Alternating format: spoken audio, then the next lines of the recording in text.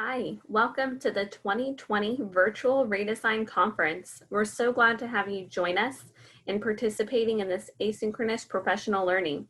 My name is Sarah Perryman and I'm the Redesign Coordinator at KSDE. Today I'm going to talk with you about creating a culture for change in your building. First, when talking about culture, we need to define what does school culture mean. The term school culture usually refers to beliefs, perceptions, relationships, attitudes, or those written or unwritten rules that shape the aspect of how your school functions. So think about that. It's not just the feeling, but it's the beliefs, the perceptions, the relationships, and the attitudes. So a lot of different things for us to impact when talking about school culture. And it also encompasses some more concrete things like physical and emotional safety, the orderliness of the classroom, and the degree to which a school embraces and celebrates diversity. So there are some things that we can see and manipulate, like physical space or orderliness or the promotion of diversity. But then there are some things that we can't see that fly under the radar, under the surface, that influence what's going to stick and what's going to flounder in our school, those underneath the surface impacts of culture, like beliefs, values, perceptions, relationships. So a lot of different things to unpack here when talking about school culture. It's that which we can see and that which we cannot see. And so when we want to talk about creating change in our school, we need to make sure that we have the conditions to enact change. When we talk about redesign, we have the 4 redesign principles. We have the process of using design thinking and 4 disciplines of execution. But in order for all of that to work, you have to have the right conditions. And when we talk about conditions, we mean that you have a culture that's ready to enact change, that's ready to redesign. And in order to get your culture right, you need to be able to address these things. And so how can we evaluate that we have the right culture? How can we assess that our relationships and attitudes and the orderliness of the space is ready to have some deep, meaningful, impactful change? So when we talk about evaluating school culture, we have these 6 different elements that you can examine: shared vision, collective efficacy, inquiry, innovation, and exploration, modeling learning leadership, psychological safety, and then learning from external partners. So as you work through this video, think about how your school fits within each of these elements. And do you have a culture that's ready to redesign? Are you intentionally moving the needle in each of these 6 areas of your school's culture that will get you ready to have those conditions to redesign and enact positive and meaningful change? So let's get started on examining these 6 areas of culture. So shared vision. When we talk about having an effective school culture and having a shared vision, what does that mean? Well, a shared vision is a student-focused statement. It needs to be crafted with stakeholders, receiving their feedback, and it must center around the premise that all students are capable of learning and achieving success. So think about, do you have a shared vision in your school that was crafted with stakeholders and that focuses on the student and the capability and the achievability of students in your building reaching success? So I want you to take a minute and pause this video and think about 2 things. 1, where do you stand when it comes to having a shared vision that meets this definition? And 2, how might a shared vision improve a building's culture? So go ahead, pause and reflect. Where do you fall on shared vision? But why does shared vision matter? How might a shared vision improve a building's culture? Pause, reflect on those 2 questions, and then we'll move on to the next element of an effective culture. So the second element that we examine when looking at culture is collective efficacy.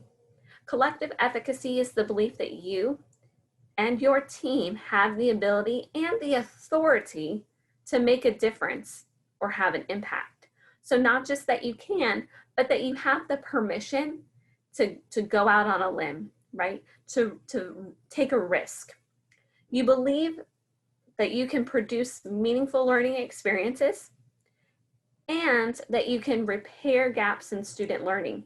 Not just that you can create something that's meaningful for students, but that you can meet the needs and address the gaps and barriers for all students. Collective efficacy can be summed up in that you believe in your own and your team's potential. So pause again and think, how might collective efficacy improve a building's culture? Why is collective efficacy essential to moving the needle when it comes to change in your building? Pause and reflect. The third element that's essential to creating a culture of change is inquiry, innovation, and exploration. Within this element, we look at the fact that school staff are encouraged to take initiative and ask questions. Does that culture for question asking, for staff taking initiative and driving what's happening in the building, does that exist? Do staff think differently and try to solve problems in new, unique ways? Do staff members value their own growth? And do they know how and want to take calculated risks in order to improve student outcomes? Reflect on your own building. Are teachers encouraged to ask questions, to take risks, to engage in the practice of safe enough to try? Do teachers explore new and unique ways of meeting the needs of students? Is that happening in your building? And why does that matter when it comes to improving a building's culture? Pause and reflect on this principle of effective school culture before moving on to the next element. This next one is modeling learning leadership. So the previous elements of effective culture have focused on staff in general. This one focuses exclusively on what leaders do. So leaders in school cultures that are ready to move the needle for change, those leaders continue to grow and learn through their own professional development and coaching. But not only do they fill their own cup with professional learning, but they also encourage staff and students to participate in professional learning, to participate in decision making, and they go that extra step of really actively working to develop the potential of others. And then they model that effective practice and work to build relationships and trust. So in a school culture that's ready to change, that's ready to move that needle, to not only make sure that there's diversity and inclusion and orderly and psychologically safe spaces, but they also have relationships. They can adjust attitudes. They can work on perceptions and beliefs. How might modeling learning leadership improve a building's culture? Think about this essential element of culture and how it's necessary for having a culture that's ready for change. Pause and reflect on this principle before moving on to the next. The next one is psychological safety. So we've talked about orderliness of space, that's safe enough to try.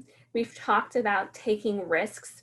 And in order to accomplish that, staff must have psychological safety. They use that mindset of safe enough to try.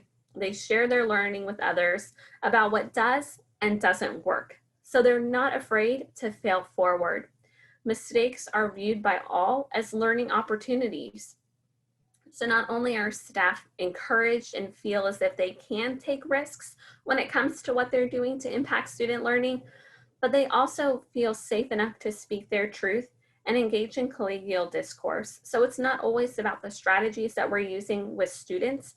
Sometimes it's about those other things that are happening in the school and within the school community, that when psychological safety is intact, staff feel empowered and like they have the capacity and the ability to engage in that collegial discourse and to share with their leaders, with their peers, what it is that they're thinking about a certain situation.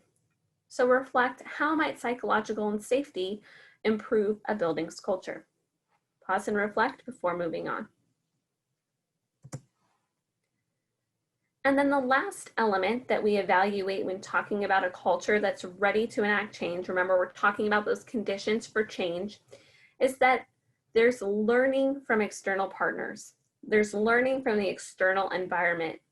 And when this happens, staff are collaborating to provide supports for students, to provide opportunities, to ultimately increase student learning. Staff and leaders collaborate with external stakeholders. They collaborate with their peers to learn and improve. And there's that school-to-school networking.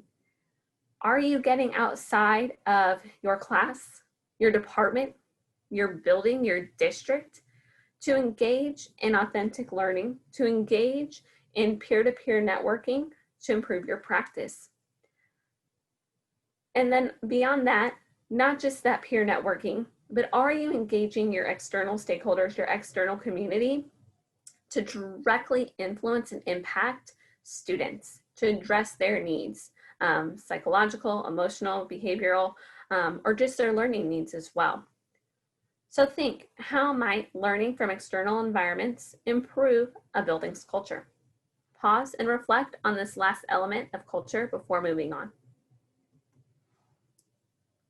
So today we talked about how to impact your culture. And in order to have a culture that is ready to change, to have deep, meaningful change, you need to make sure that these 6 areas of culture are adequately addressed.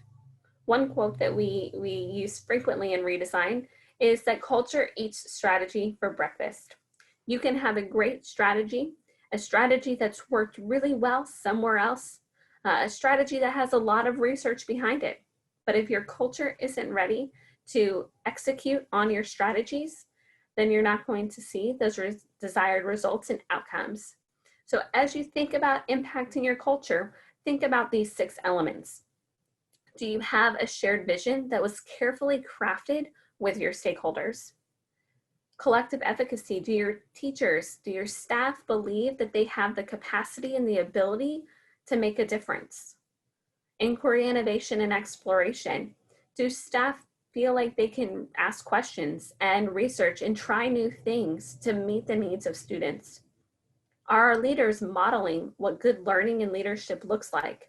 Are they developing the capacity of others in their building? Are they modeling what good PD and professional learning looks like? Do you have an environment where it's safe to take risks? Is there psychological safety? Do teachers feel that it's safe enough to try new things, that they can fail forward and express what worked and what didn't in a way that's judgment-free and supported? And then lastly, within your school, do you have a structure that learns and collaborates with others, not just your external community, but collaborates with other schools to engage in that peer-to-peer networking? In order to get your school culture ready for change, in order to execute well on the strategies that you want to move the needle when it comes to student success, you need to make sure that your culture is ready. And in order to have a culture that's ready for change, you need to ensure these 6 different elements. These 3 resources were instrumental in crafting what we at KSDE believe are important for creating culture. So these resources are available to you in the description of this video, and we encourage you to review them to learn more about how to assess culture. If there's anything we can do to support you, please feel free to contact us. You can reach all of us at the KSDE Redesign team at redesign@ksde.org, or you can email us individually. Thanks for joining us in this virtual redesign conference, and in this video particularly about getting your culture ready for change. We encourage you to go to the KSDE website, the redesign page, to engage in more asynchronous learning that is available to you. Thanks so much.